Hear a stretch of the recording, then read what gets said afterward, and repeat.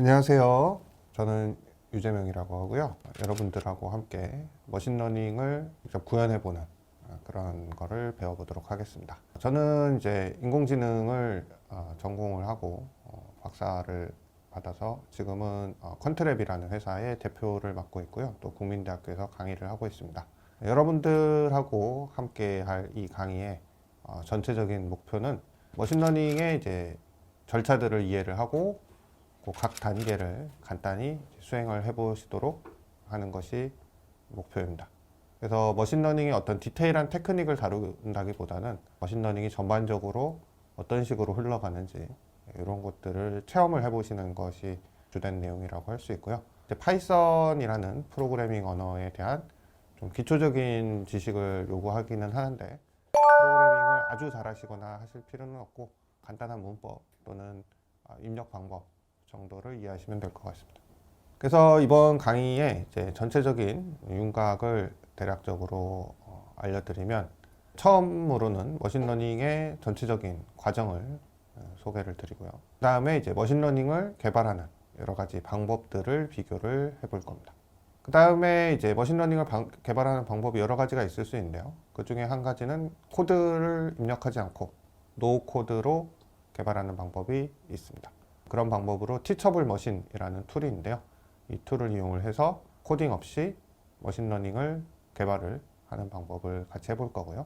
그 다음으로는 이제 파이썬 프로그래밍 언어를 이용을 해서 머신러닝을 프로그래밍하는 그런 방법을 소개를 드리도록 하겠습니다. 이제 이 강의에서는 프로그래밍 실습들이 포함이 되는데요.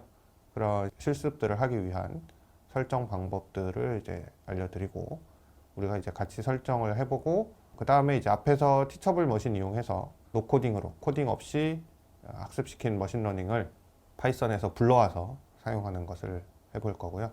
그 다음에 이제 머신러닝 모델을 우리가 처음부터 개발을 할 수도 있고, 또 다른 사람이 만든 모델을 가져와서 사용을 할 수도 있습니다. 그래서 다른 사람이 만든 모델은 우리의 목적하고 좀 안 맞는 경우가 있겠죠. 그러면은 그거를 우리 목적에 맞게 미세 조정해가지고 사용하는 방법을 알아보고요. 그 다음에 이제 자연어 처리, 머신러닝도 그 비슷한 식으로 이렇게 돌려보도록 하겠습니다. 그 다음에 이제 최근에 굉장히 각광받고 있는 기법 중에 AutoML이라는 기법이 있는데요. AutoML은 오토, 자동이라는 뜻이죠. ML은 머신러닝. 그래서 AutoML이라고 하면 머신러닝을 자동으로 만드는 기법인데, 이런 것도 해보도록 하고요. 그 다음에 이제 마지막으로 우리가 머신러닝을 만들었으면은 중요한 게 이게 얼마나 잘 돌아가느냐, 성능을 평가를 해야 되는데요. 그 성능을 평가하는 방법을 마지막으로 해서 강의를 마무리하려고 합니다. 전체적인 강의 내용은 말씀드린 것처럼 이제 진행이 될 거고요. 첫 시간에는 우리가 머신러닝 종류들을 이해를 하고, 그 다음에 이제 그 머신러닝을 실제로 개발하는 각 단계를 여러분들이 이해하시는 게 이번 시간에 이제 다룰 내용입니다.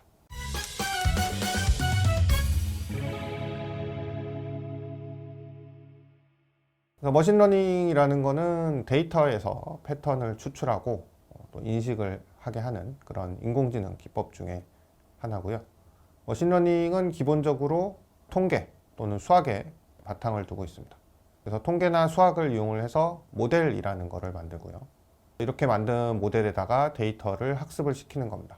모델은 여러 가지가 있을 수 있는데요. 아주 간단한 모델의 예를 들어보면, 우리가 학교 다닐 때 배운 직선의 방정식 같은 것이 있습니다. 우리가 선을 쭉 그어놓고 이 선을 어떤 수식으로 표현을 할 수 있겠죠. 그래서 직선을 보면은 기울기가 있고요. 그 다음에 X축, Y축이 있으면은 X축에 어디를 뚫고 지나가느냐, 이런 것도 있습니다.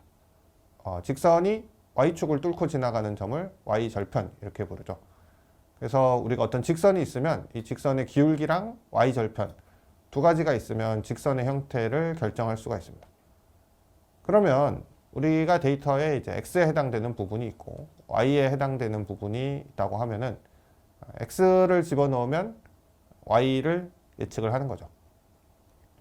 예를 들면 우리가 이제 중고차 가격을 머신러닝으로 예측을 하려고 하는데, 중고차의 연식을 X라고 하고 가격을 Y라고 하면은 오래된 중고차일수록 가격이 떨어지게 될 겁니다.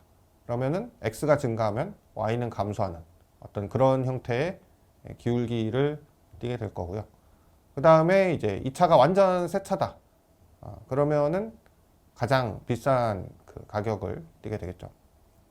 이렇게 중고차 연식하고 가격의 관계를 어떤 직선으로 나타낼 수 있으면 그때의 기울기라든가 절편이라든가 이런 값을 알 수 있으면 중고차의 가격을 정확하게 예측을 할 수 있을 겁니다. 근데 이제 중고차 가격 같은 경우에 뭐 연식만 영향을 미치는 게 아니죠. 그래서 사실은 이렇게 단순한 직선의 방정식으로 나타낼 수 있는 거는 굉장히 제한적입니다. 더 나아가서 이제 뭐 예를 들면 사람의 얼굴을 인식한다. 그럼 얼굴 같은 거는 이제 굉장히 복잡하기 때문에 단순 어떤 직선으로 모델을 만들기에는 좀 불충분하다고 할 수 있습니다. 그래서 이제 굉장히 복잡한 어떤 모델이 필요하게 되는데요. 아무리 수학을 잘하는 사람이라고 해도 사람의 얼굴처럼 복잡한 구조라든가 어떤 텍스트를 이해하는 그런 복잡한 문제를 나타내는 수식을 만들 수는 없어요. 너무 복잡하기 때문에. 그래서 어떻게 하냐면 아주 다양한 데이터의 패턴을 뭐든지 학습할 수 있는 그런 모델을 만들어 가지고 거기다가 학습을 시킵니다. 이런 모델에 예를 들면은 뭐 의사결정 나무, 딥러닝 이런 것들이 있어요. 의사결정 나무라는 건 뭐냐면 아마 어렸을 때 많이 해보셨을 건데 질문을 하고 예, 아니오로 답변을 하는 거죠. 그래서 스무고개라는 형식으로 게임처럼 하기도 하고 아니면은 재미로 하는 심리 테스트 이런 거에 보면은 무슨 질문을 하면 질문에 답변을 하면 그 다음 질문이 나오고 또 그 다음 질문에 답을 하면 또 그 다음 질문이 나오고 그러면 마지막에 당신은 A타입, 뭐 열정적인 타입이군요. 당신은 B타입, 귀찮은 걸 싫어하는 타입이군요. 뭐 이런 식으로 이제 나오는 그런 테스트 같은 것도 있고 그런데요. 이런 게 의사결정 나무입니다. 그래서 어떤 질문을 한 번에 한 가지씩 해가지고 그 질문들을 이제 순서대로 하면 그 다음 질문이 결정이 되고 또 그 다음 질문이 결정되고 마지막으로 어떤 진단이 나오게 되는 거죠. 그래서 이렇게 가지를 쳐나가는 방식이라고 해서 의사결정 나무 이렇게 얘기를 하는데요. 머신러닝에서 어떤 그 표 형태로 나타낼 수 있는 정형 데이터에 이제 잘 작동하는 그런 테크닉, 모델이라고 할 수 있습니다. 그 다음에 이제 딥러닝이라는 것도 있는데요. 딥러닝은 어떤 생물의 신경망을 흉내를 내서 만든 인공신경망에 바탕을 두고 있습니다. 딥러닝 모델은 이미지라든지 자연어라든지 이렇게 형태가 딱 틀져져 있지 않는 비정형 데이터에 잘 작동을 합니다. 다양한 그 복잡한 패턴들을 나타낼 수 있고요. 그래서 딥러닝이라는 거는 어떤 하나의 모델을 가지고 굉장히 다양한 비정형 데이터를 잘 학습을 할 수 있기 때문에 우리가 이제 이미지 처리라든지 자연어 처리 이런 문제에 많이 활용을 하게 됩니다. 동일한 딥러닝이라고 하더라도 학습의 형태에 따라서 모델을 이제 조금씩 다르게 가져가게 되는데요. 앞에서 이제 중고차 데이터를 예로 들어서 중고차의 연식을 가지고 가격을 예측하는 이런 문제를 이야기 드렸는데요. 이런 종류의 문제를 이제 지도학습이라고 합니다. 여기서 지도는 맵, 뭐 도로나 건물을 그려놓은 그 지도를 말하는 게 아니고 가르친다 이런 의미의 지도입니다. 선생님이 학생을 지도한다 이럴 때 지도인데 왜 그렇게 부르냐면 데이터가 정답이 있는 거죠. 어떤 중고차는 가격이 얼마다. 그럼 그게 이제 정답인 거고 또 다른 중고차는 가격이 또 얼마다. 그럼 그게 정답인 거죠. 그럼 무수히 많은 사례를 컴퓨터한테 학습을 시키면 컴퓨터가 새로운 중고차가 들어왔을 때 이거는 이 정도 가격을 하겠구나. 이렇게 예측을 하는 거죠. 그래서 이거는 이제 지도학습은 학습이 어떻게 이루어지냐면 컴퓨터가 예측을 하고 우리가 이제 정답을 알기 때문에 우리가 알고 있는 정답보다 컴퓨터가 예측을 좀 높게 한다. 그럼 컴퓨터한테 좀 더 낮게 예측을 하도록 가르쳐 주고요.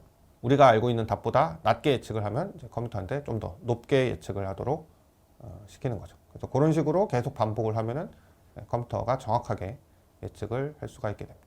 그 다음에 이제 비지도 학습이라는 것도 있습니다. 비지도 학습은 지도 학습하고 달라가지고 정답이 없어요. 우리가 어떤 데이터가 있을 때 이 데이터에 내재된 어떤 패턴이 있을 수 있는데요.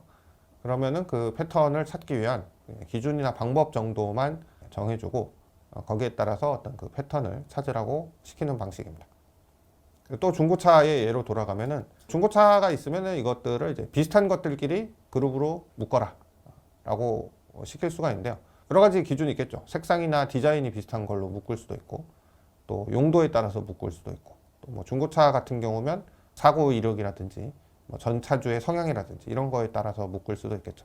그래서 우리가 이제 기준을 어떻게 정해주냐에 따라서 묶이는 방식이 다를 수 있는데요. 이거는 이제 정답이 있는 건 아니죠. 그냥 기준에 따라서 이런 기준으로 하면 이렇게 묶이고 저런 기준으로 하면 저렇게 묶이고 이렇게 됩니다. 그래서 정답이 있는 게 아니기 때문에 우리도 정답은 모르죠. 기준을 이렇게 해봐라 라고 시키고 컴퓨터가 거기에 대해서 적당한 답을 찾아주는 이런 식의 학습은 이제 비지도 학습 이렇게 부르게 됩니다. 그 다음에 마지막으로 강화학습이라고 해가지고 환경하고 상호작용을 해가지고 이 환경으로부터 어떤 보상을 많이 얻어내는 그런 종류의 학습이 있어요. 이런 학습을 강화학습 이렇게 부릅니다. 그래서 학습의 형태로 나누면 지도학습, 비지도학습, 강화학습 이렇게 나눌 수 있고요. 이 중에서 가장 많이 사용되는 것은 지도학습입니다.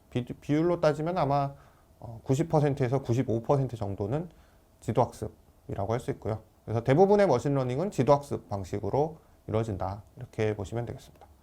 그리고 이제 비지도학습이나 강화학습은 기본적으로 정답이 없는 문제이기 때문에 우리가 학습을 시켰을 때 그 학습된 결과가 우리가 생각했던 거랑 맞을 수도 있고 아닐 수도 있고 그런 거를 좀 장담하기 힘들어요.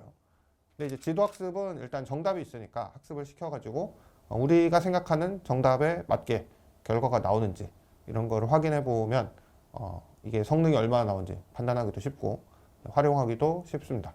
그래서 대부분의 경우에는 머신러닝은 이제 지도학습 방식으로 이루어지고요. 우리가 이번에 해볼 대부분의 머신러닝도 이런 지도학습 방식을 딥러닝을 적용해 가지고 하는 거를 해보도록 할 겁니다. 그러면은 머신러닝을 이제 실제로 하려고 할 때 이것들의 각 단계가 어떻게 되냐 이런 단계들을 좀 알아보면요. 먼저 데이터를 모아야겠죠. 일단은 머신러닝은 데이터에서 패턴을 수출하는 거니까 이 과정이 가장 중요하다고 할 수 있습니다.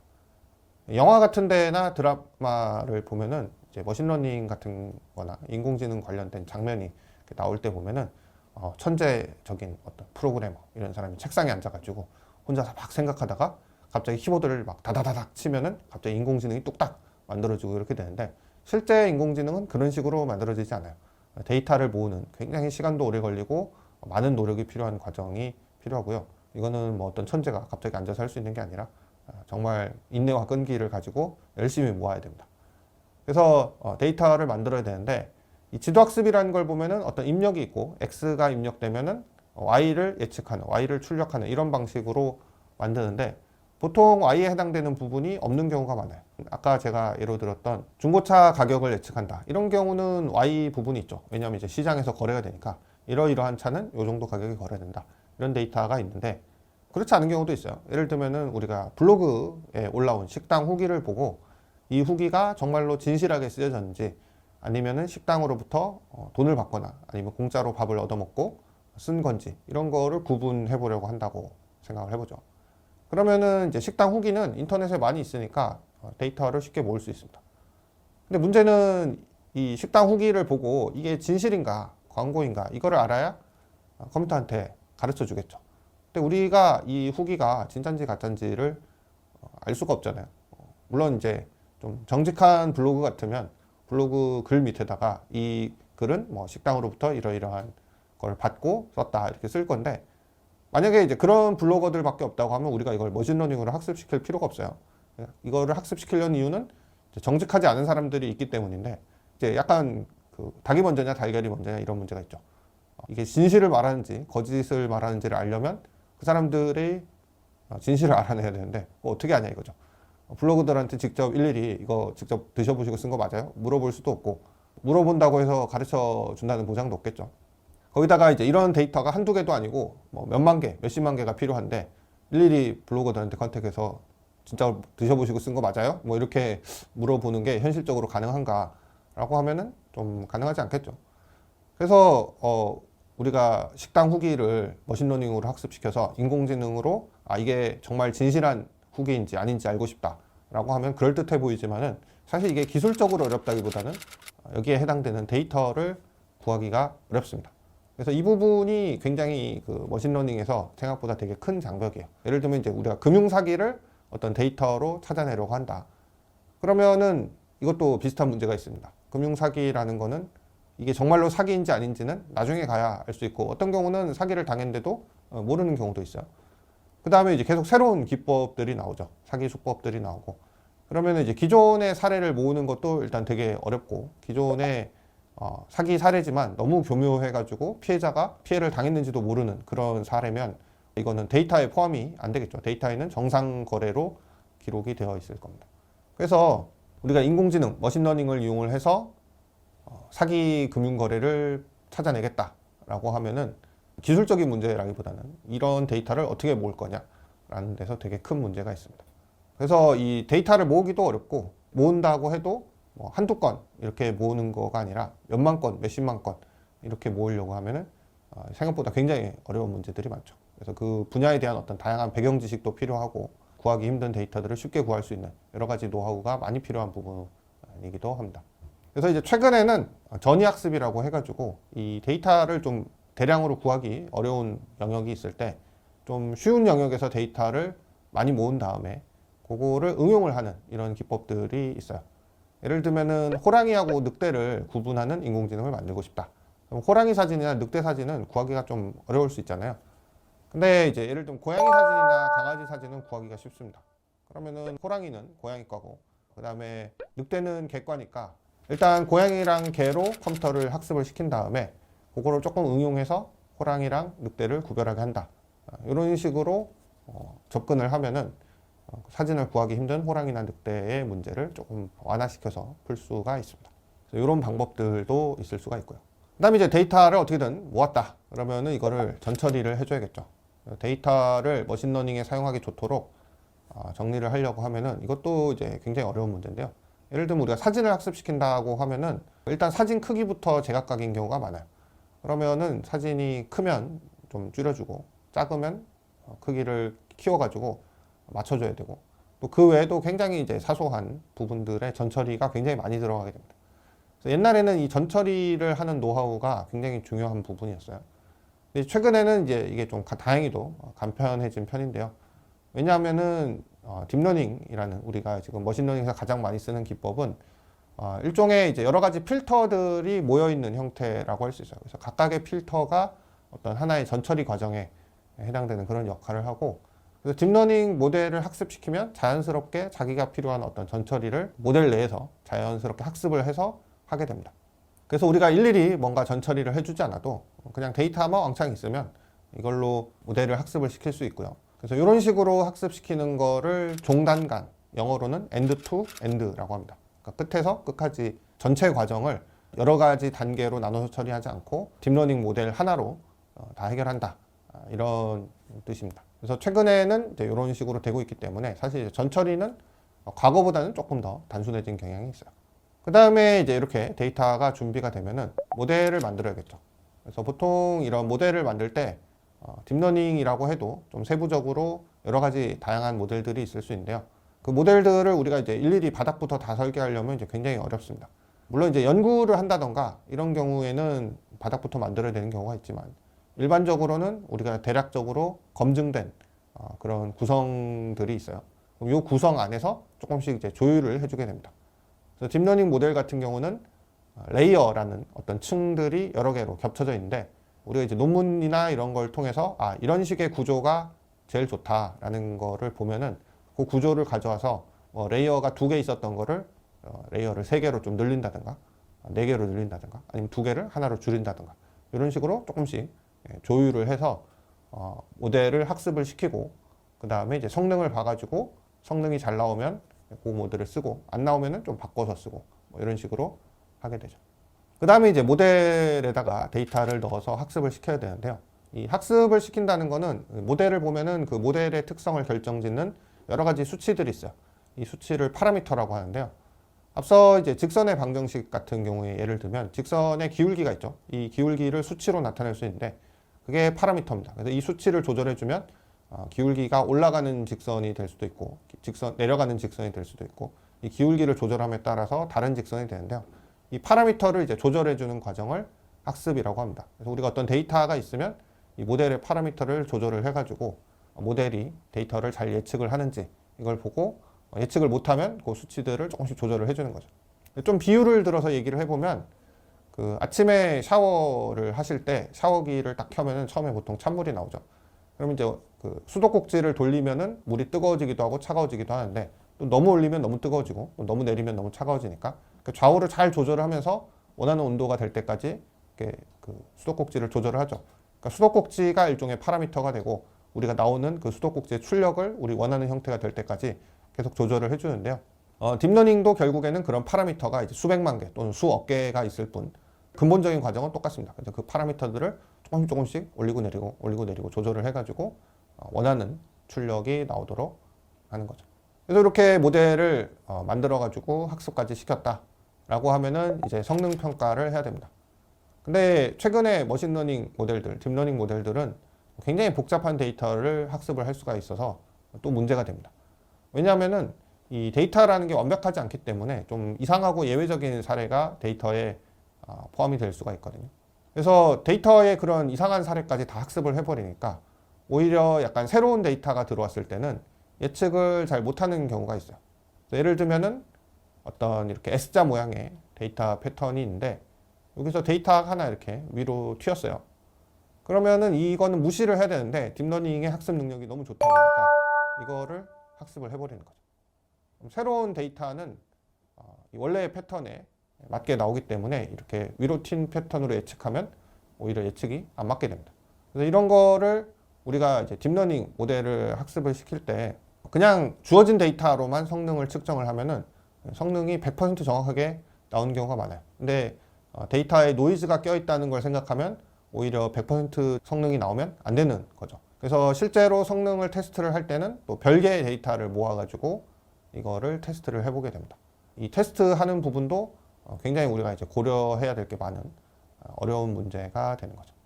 그래서 이런 식으로 모델을 만들어서 테스트를 하고 가장 성능이 좋은 모델을 찾으면 이제 이 모델을 활용을 하게 되겠죠.